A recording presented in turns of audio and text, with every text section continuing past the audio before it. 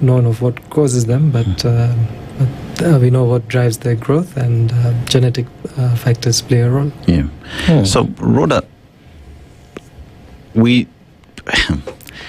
us of this gender, we the people,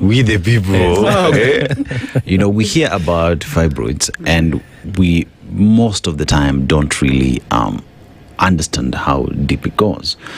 At times you are with your significant other, you hear about it, but to understand what exactly women go through is in one way or the other far removed, because we're not dealing with it.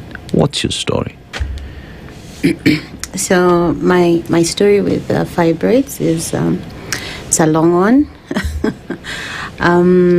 because I first got, I think, diagnosed with it in 2018, and it only got diagnosed out of an emergency, meaning all my visits to the doctor, we kept missing that one issue.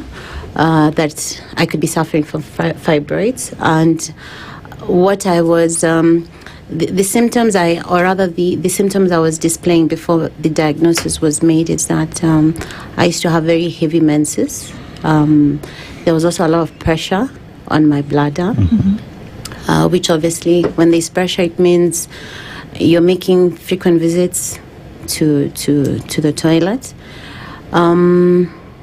The other thing is you also have this bulge on your lower abdomen, and you're not quite sure whether it's just that you have gained a little weight or it's because of, you're not sure what the cause is. And then it also then means that for some, they have difficulty when it comes to also being intimate with their partner.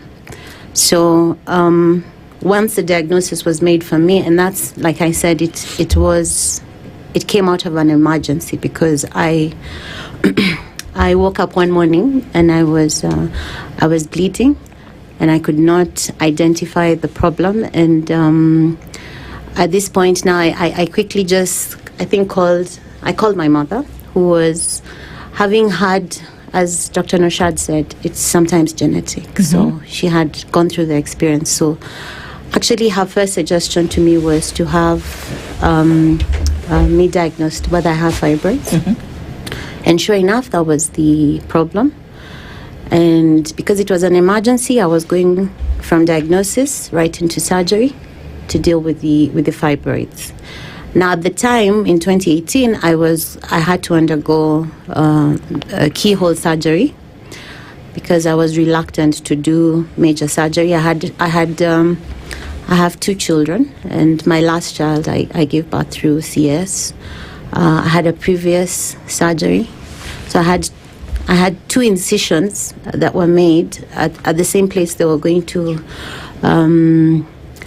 do the incision to remove the fibroids. And to me, that was frightening. So I opted for keyhole,